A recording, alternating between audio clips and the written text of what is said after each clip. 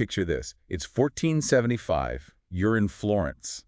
The Renaissance is in full swing. A vibrant hub of art and ideas. Yeah, and right at the heart of it all. The Medici family. Patrons of the arts, financial masters. They basically ran the show, right? Essentially, they were Florence's unofficial rulers, but not everyone was thrilled about that. Oh, I bet.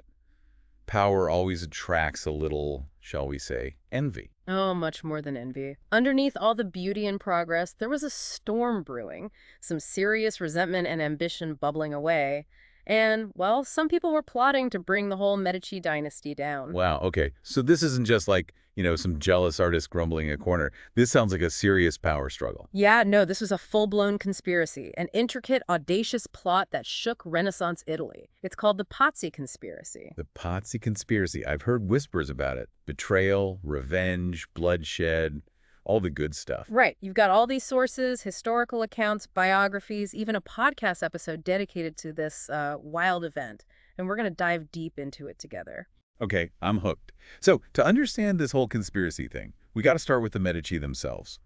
How did a family of bankers climb to the top of the heap in Florence? Well, it wasn't some overnight thing. It was generations of careful maneuvering. They started as successful merchants and bankers, sure, but they wanted more than just money. Power, the ultimate currency. Exactly. They realized true power meant influencing the political landscape, and they were good at it. They used their wealth to build alliances, get key positions, and shape Florence's destiny. Makes you think money talks, even back in the Renaissance.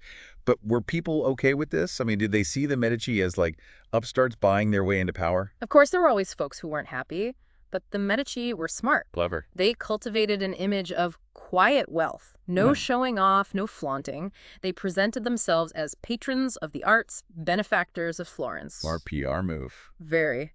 Especially Lorenzo de' Medici. He led the family during this time. He was known as Lorenzo the Magnificent. Oh yeah, Lorenzo the Magnificent, the ultimate Renaissance man. Exactly. Patron of Botticelli, Michelangelo, diplomat, poet. He knew how to play the game. So his money plus smart image management. They played it well. Yeah. But every game has its rivals, right? Always. And that's where Pope Sixtus V comes in. A new pope. That always shakes things up. Oh yeah, big time. What was he like? Ambitious. Determined to build his own dynasty, like the Medici in Florence. And he wasn't afraid to use nepotism to get what he wanted. Good old family favors, eh? Never goes out of style. Nope. And one nephew in particular, Girolamo Riario, became a key player in the Pazzi conspiracy. See, the Pope had promised Girolamo the city of Imola, a strategically important place. Well, sounds like prime real estate. And Lorenzo de' Medici also wanted it. So we got two powerful families, both wanting to expand, both eyeing the same prize. Classic showdown brewing. Absolutely. Imola was just the beginning. It revealed the growing tension between the Medici and the Papal States, a rivalry with some serious consequences. And then we have the Pazzi family, another banking family. Florentine rivals. I bet they weren't exactly fans of the Medici's success. Not even a little. They had their own reasons to want the Medici out of the picture. It was a long-standing rivalry, business, influence, social standing. But things really boiled over when Lorenzo made some legal moves that hit the Pazzi's wealth and status. Ouch. Getting outmaneuvered in a high-stakes financial game, that's gotta sting. Big time. And that personal grudge fueled their involvement in the conspiracy. So let me get this straight. We have a pope with a power-hungry nephew, a rival family with a score to settle, and simmering tension over land and influence. It's like all the elements for a perfect storm are coming together. It really is. And to understand it all, we have to get into the heads of these conspirators. We have Girolamo, eager to prove himself, expand his power. Then there's Francesco de' Pazzi, driven by family rivalry, a desire to get back what he felt they'd lost. And don't forget Archbishop Francesco Salviati. Lorenzo had messed with his appointment as Archbishop of Pisa. Public humiliation. Salviati was definitely out for revenge. Right. Each of these men had their reasons to hate the Medici, but they were united by a common goal: to take them down, no matter what. Personal grudges, power struggles, territory grabs, and religious figures caught in the middle. It's like a Shakespearean drama set in Renaissance Italy. It's amazing to think it all started with a banking rivalry. Where do we go from here? Next, we'll unravel how the Pazzi planned this whole audacious scheme, how they were going to pull it off, We'll look at the events that pushed the Medici and the Pope further apart, the events that led to, well, disaster. Stick with us. Things are about to get really interesting. Welcome back to our deep dive into the Pazzi conspiracy. So last time, we were talking about all that tension, the Medici versus the Pazzi and the Pope. It sounds like things were about to explode. They really were, and the conspirators, they were getting antsy. They wanted to act. They first planned to strike during a fancy banquet. A banquet seems like a good place to catch people off guard. Right. They figured the Medici brothers would be less guarded, more vulnerable there. They even brought in the seasoned soldier, Count Montico, to oversee the whole thing. Shows you how serious they were. Wow, a professional hitman, practically. They had the plan, the time, the muscle. What could go wrong? Well, life, right. Giuliano de' Medici, the younger brother, he got sick, couldn't make it to the banquet, threw a wrench in the whole thing. Imagine their frustration, the pressure. Their chance was slipping away. It's like, what if? What if he hadn't gotten sick? History could have been so different. But they didn't give up, did they? They were determined to go through with it. Oh, absolutely. Ambition and revenge, that's powerful fuel. So they came up with a new plan. Even more audacious, more shocking. They decided to kill the Medici brothers during High Mass at the Duomo, Florence's grand cathedral. Hold on. The Duomo. During Mass, that's bold and kind of sacrilegious, right? Attacking in a holy place in front of everyone. Unthinkable. It was a huge risk, but it shows you how desperate, maybe even ruthless they were. It was their best shot. The Medici would be there, vulnerable, surrounded by crowds. It was either victory or total doom. Okay, so set the scene for us. April 26, 1478. The Duomo is packed for Sunday Mass. Lorenzo and Giuliano are there, other important folks from Florence.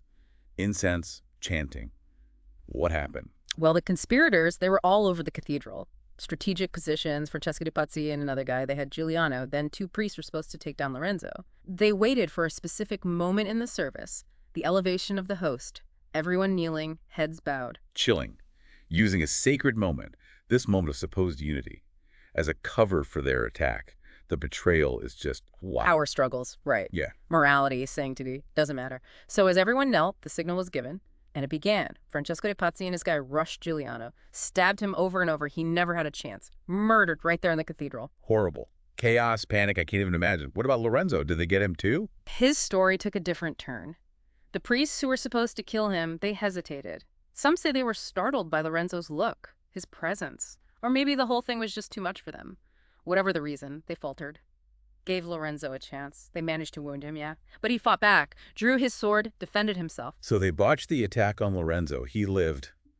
What happened next? Chaos. Total pandemonium. Screaming, people running for their lives. Their plan, it all fell apart. Some of the conspirators, Francesco de' Pazzi included, they tried to escape.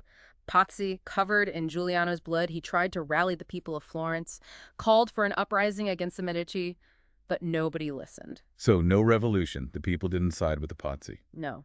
The opposite, actually. They were horrified by the violence, shocked that it happened during Mass. And Lorenzo, wounded but alive, he acted fast, decisively. It seems like the Pazzi totally misread the situation.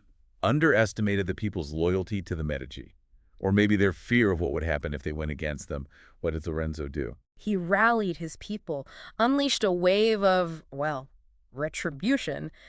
The Pazzi conspiracy had failed, and there would be consequences, swift and brutal ones. Back to the deep dive. Yeah. Last we left off, things weren't looking so good for Florence. Papal interdict. Lorenzo excommunicated. That's got to be rough. It was a tough spot. No religious services, weddings, funerals, sacraments, all gone. Imagine everything that gives life meaning and structure, just poof. The Pope's interdict was a serious weapon. Spiritual warfare. Big time. So what did Lorenzo do? He couldn't just ignore it, right? Right. But fighting the Pope head on, that's a losing battle. So Lorenzo, being the smart guy he was, took a more subtle approach.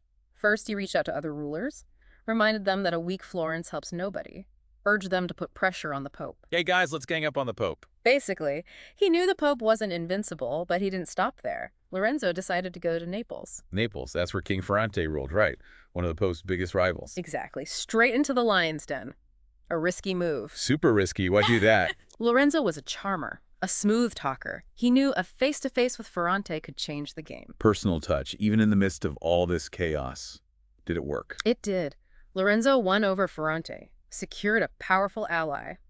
Now the Pope had a united front against him. Isolating Florence wasn't going to work anymore. So he had to back down. The interdict was lifted. Yep. After 2 long years, the interdict was finally lifted. 1480, big win for Lorenzo. Showed his political savvy, his resilience. Crazy how it all worked out. The Pazzi conspiracy almost destroyed the Medici, but it ended up making them stronger. It's like that saying, what doesn't kill you? Makes you stronger. Exactly. Lorenzo learned from this, tightened his grip on Florence, got rid of rivals, cemented the Medici legacy. And the Pazzi, their fall from grace was complete. Name erased, coat of arms destroyed, property gone. The Pazzi became synonymous with treachery. Power's a fickle mistress, isn't it? So, any lasting lessons from this whole Pazzi conspiracy mess? A few come to mind. 1, know your enemies. Understand their motivations. The Pazzi didn't just appear out of nowhere. It was years of resentment, rivalry, and a feeling of being left out. A, don't ignore the warning signs. Exactly. 2, power can corrupt. The conspirators wanted power so badly they didn't think about the consequences. All that violence and instability, it left a mark on Florence. Blinded by ambition, Yeah. a timeless tale. It is, but, there's also a positive takeaway. Florence survived, rebuilt. It continued to be a center of art and culture. Humanity, right? It's inspiring. So, the Pazzi conspiracy, a story of ambition, betrayal, violence, but ultimately a story of resilience. It shows how power works, how dangerous ambition can be, and how hope can endure. A story that still matters centuries later. Absolutely. And with that, we wrap up our deep dive into the Pazzi conspiracy. Thanks for joining us. We'll be back soon with another deep dive into history. Until then, keep exploring, keep asking questions, and keep learning.